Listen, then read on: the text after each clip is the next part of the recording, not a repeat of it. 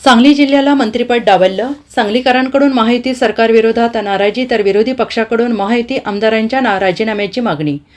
एकेकाळी 5-5 मंत्री असणाऱ्या सांगली जिल्ह्याला कालच्या मंत्रिमंडळ विस्तारात एकही मंत्रिपद दिलं गेलं नाही. त्यामुळे संतप्त सांगलीकरांकडून महायुती सरकारविरोधी उघडपणे नाराजी व्यक्त होत आहे तर विरोधी पक्षाकडून महायुती आमदारांच्या राजीनाम्याची मागणी जोर धरत आहे. मंत्रिपद नसल्याने मात्र सांगली पुन्हा एकदा राजकीय विकासापासून वंचित राहणार आहे. सांगली जिल्हा राजकीयदृष्ट्या बलाढ्य आहे. स्वर्गीय वसंतदादा पाटील यांनी मुख्यमंत्री असताना याच सांगली जिल्ह्यात बसून राज्याची मंत्रिपदे वाटली आणि त्या सांगली जिल्ह्यावर आता मंत्री द्या म्हणण्याची वेळ आली आहे. सांगली जिल्ह्यात महायुतीचे 5 आमदार आहेत, त्यामुळे किमान 2 तरी मंत्रिपदे सांगली जिल्ह्याला मिळतील अशी अपेक्षा होती. मात्र महायुतीच्या मंत्रिमंडळ विस्तारात सांगली जिल्ह्याला एकही मंत्रिपद मिळालेलं नाही. त्यामुळे सांगली जिल्ह्याला आता मंत्री म्हणण्याची वेळ आलेली आहे.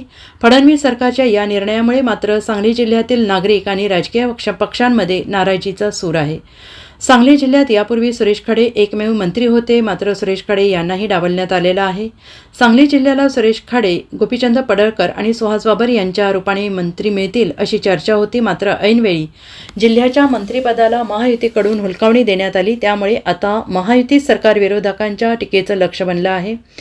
देवेंद्र फडणवीस हे नेहमीच सांगलीवर सूड उगवतात, ते या विस्तारावरून स्पष्ट झालं आहे असा आरोप शिवसेनेकडून करण्यात आला. तर सांगली जिल्ह्यातील महायुतीच्या आमदारांनी राजीनामे द्यावेत अशी मागणी विरोधी पक्षांकडून केली जात आहे.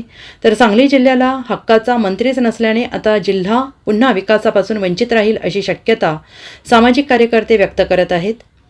दरम्यान याबाबत सत्ताधारी भाजपा राष्ट्रवादीकडून मात्र अजूनही सांगली जिल्ह्याला मंत्रिपद मिळेल अशी अपेक्षा आहे. तसेच पुढील मंत्रिमंडळ विस्तारात सांगलीला नक्की स्थान मिळेल असा दावा भाजपाकडून करण्यात येत आहे. तर जिल्ह्यातील आमदार काम करायला सक्षम आहेत, मंत्री हवाच कशाला अशी प्रतिक्रिया भाजपा आणि राष्ट्रवादीकडून दिली जात आहे.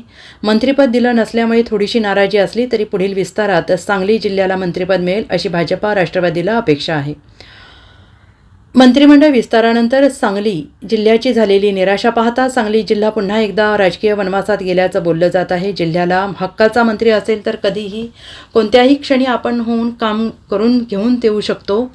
मात्र आता जिल्ह्याला उसना पालकमंत्री मिळणार आणि त्या पालकमंत्र्यांच्या वेळेनुसार जिल्ह्यातील काम होणार. यामुळे अशा गतीनं सांगली जिल्ह्याचा विकास कसा साधणार असा प्रश्न आता सांगलीकर जनतेसमोर पडला आहे.